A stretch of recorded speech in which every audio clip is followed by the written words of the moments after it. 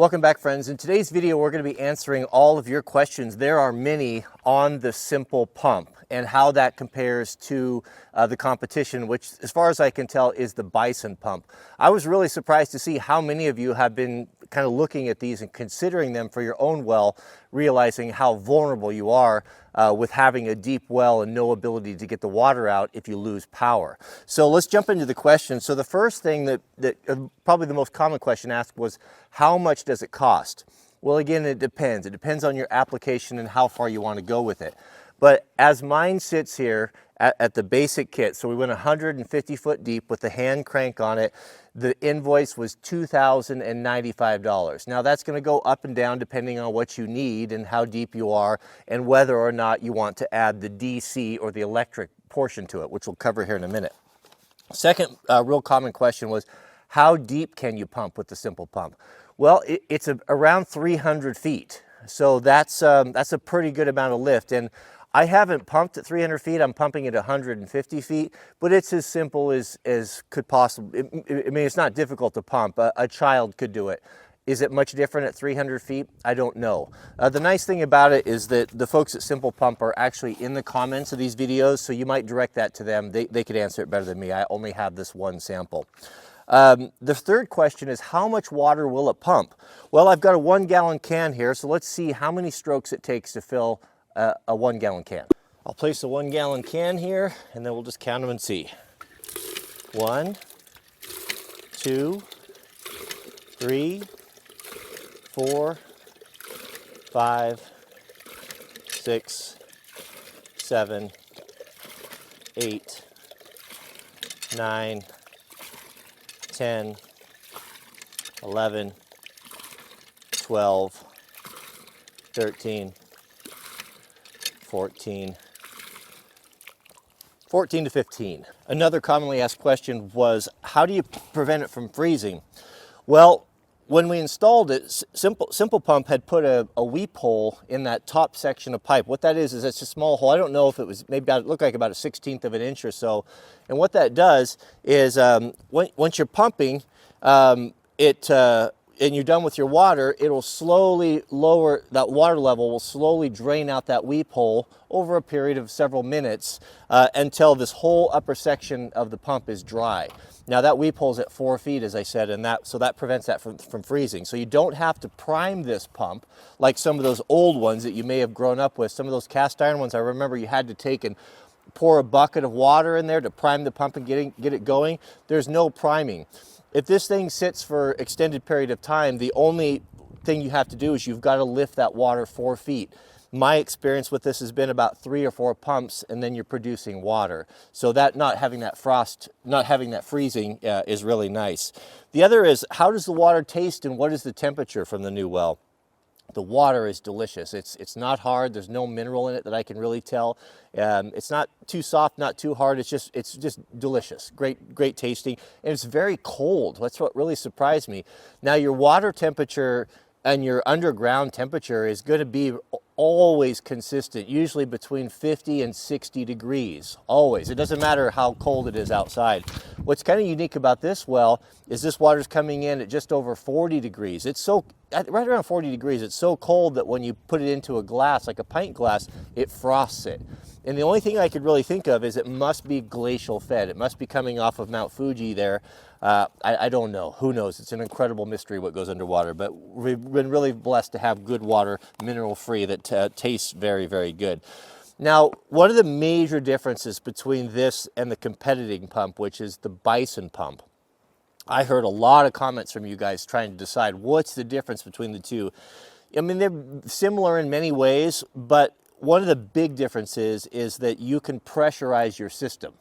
What does that mean? Well, if you don't know, in your well system, when your pump turns on, you have what they call a big bladder tank. It's a big, huge tank. You'll probably see it in your well house or in your basement. And as the pump pumps up, it will pump up and push against a big rubber balloon in there. The reason for that is you don't want your pump cycling on and off all the time. It just will really wear it out quickly. So having those bladders, that well pump will turn on and it will create pressure in that thing, and that bladder will push back and keep your system pressurized. How long? Well, it depends on how much water you're flowing. It depends on lots of different things, how big your bladder is. But usually if you pressurize the system, you have enough where you could flush the toilet several times, you could take a short shower, you could run, washer and dryer, that sort of thing. And that's what makes, that's where the simple pump is different than the Bison, because the Bison, how I understand it, is strictly just a hand pump, just get water out. Where this, you can pressurize your whole system. Let me show you what I'm talking about here. I did a quick mock-up here for you guys just to kind of demonstrate what I'm talking about. What does that mean, you can pressurize your system? Well, what you have here and what was provided by Simple Pump was a check valve. A check valve, now this brass piece here, is just a valve that will only let water go one way. There's essentially that same concept down in the bottom of the wellhead. Can you imagine if you had a well that was 300 feet deep and every time the pump turned off, what if the water drained all the way down to the bottom? That was on cue, wasn't it? So what that would mean was every time you had a demand for water, you'd have to lift that water all of that way. That takes a tremendous amount of energy. For me, when I started pumping this thing from when I installed it, I'm thinking it was right around 32, 35 pumps to lift the water just to get it out of the spigot. Well, the nice thing about a check valve is that only lets that water go one way. So as you pump, and when you're done pumping, as the water starts to settle, it closes that check valve, and now you have a standing column of water that you don't have to lift. You've already exerted the energy once, you don't need to do it twice. Well, this is essentially the same thing here, just mounted on the outside here. We have here is a pressure gauge, and one note to you guys over at Simple Pump, you need to include one more nipple. Because there's no way to install this with the check valve and the garden hose adapter. I had to go get one from my own stash right there. So I think probably a good idea if you guys would throw that in there. Charge an extra 50 cents or $1, whatever. It'd be worth it. So I put the gauge on here. This came with the kit here, and I want to demonstrate what I'm talking about. Now let's say you lose power, you're on a well and you lose power. People said, well, I'll just use my generator. That's fine. Yeah, you can hook a generator up to your pump. But, if you run out of gas or your generator conks out, which most guys don't spend a ton of money on their generator. They'll go buy something from a big box store or from Home Depot. Those are not high quality items. Those are at the whim of a 50-cent part could render it basically useless. So you're just as bad off as when you started before. So that's the nice thing about this pump, is it's always going to work. So let's say you don't have power to your pump and you can't flush your toilets, you can't take a shower, you can't do anything. It's frustrating, right?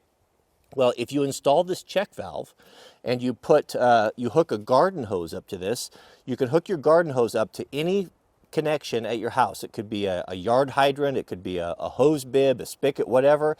And once that's all connected and tight, you can pump up your system in your house. So you could essentially take your Simple Pump and watch this gauge here. Now I'm going to close this valve here just to simulate that, pretend that we're hooked up to our house. You're going to be able to pump this thing until it pressurizes your house. And now you don't want to go much more than 60. Your bladder tank, you could rupture your bladder tank. But I just want to demonstrate how simple it is. So you could send a kiddo out here or whoever and pump this up, charge your whole system up to 60 psi. Now you can flush your toilets, now you can take a shower, now you can have some water. It's really clever. That's what really separates this from the Bison pump, because the Bison pump does not have that capability. Now my intention is not to run down the others, this is all good and the other one's terrible. I don't know, I haven't used it. But when I was doing my research for which one I wanted, that's what I had narrowed it down to. I was going back and forth, which one should I get? Because cost-wise, they're similar. I think quality-wise, they look pretty good too. But this is a huge capability. I would never consider the Bison just for this very reason. I also read, and again, I haven't used it, so I don't know, but I have read that it's more difficult to pump the Bison, that some smaller people or children are not able to do that. Is that true? I don't know. Without trying one. I mean, it would be really nice to have one here to go side by side to see, but I don't know. I'm not saying it's bad. I'm just saying that, maybe you don't have a need to pressurize the tank. Maybe that works for you. So those are basically the two options. Oh, the other main difference is with the Simple Pump, you can add an electric motor to this. Now, I haven't seen it apart from the online stuff. Maybe we could get one from the guys at Simple Pump and hook this all up. But essentially what it is a stainless steel box. You'll put a little post in here. You'll supply your own battery and a solar panel, and you essentially now have an off-grid water supply that you don't have to come out and pump.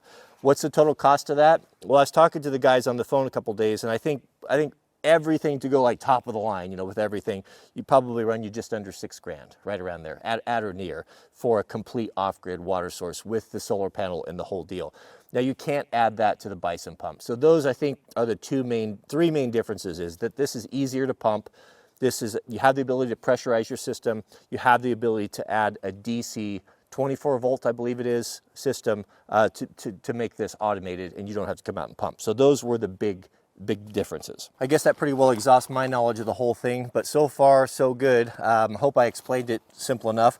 Now, they sent me an email this month. Now, in full disclosure also, if you didn't see the last video, they gave me this pump. Our deal was they gave me the pump. In exchange, I did a video showing my experience. I did no talking points, was not told what to do. I simply shared the good and the bad, what my experience was. Question, I guess the final question, would I buy it?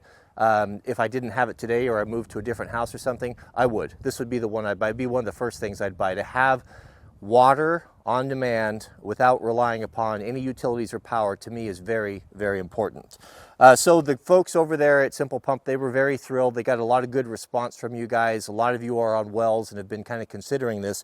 And they emailed me today with they said if you're buying a pump from them and you tell them that you heard about it from our channel, that they'll give you a free goodie kit. It's going to have like an extra rebuild kit and a whole bunch, like $150 or so worth of accessories. I don't know exactly what they are.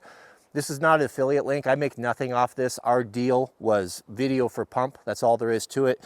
And they're just putting it out there just as a thank you. So if you are buying a Simple Pump because you found out about it from my videos, just let them know. They're trying to get an idea on who's coming from where, and you know, where their money is best spent for advertising, you know, and I'd want to know that as well, too. So that's basically it. A couple of questions I think that just came up, that some folks were talking about excessive flex in the pump head when I did the ASMR video. They emailed me and told me that I had it set a little bit high. They said, if you want to set a little bit lower, the height of that riser, you shouldn't extend it more than the halfway point. So I'm going to drop that down a little bit. I don't think it's a problem. This is kind of an emergency backup. It's not something I'm going to be cranking on all the time. So yeah, that came up. And also, I guess that's it. That's probably enough information. Talk about a boring video, huh? So yeah, that's it. If you have any questions, put them in the comments. Hit those guys up. I saw that they were in the comments, and they'll be able to answer your questions for you. But so far, very happy. It's been a nice addition, easy to install. Highly recommend it. Very high quality, good folks, USA made. Just, it's good. It gives me the fizz. All right, thanks for watching. Don't forget to keep us in your prayers. May God bless you and your families, and we'll see you guys on the next video, which will be excavating for the line for the electric pump.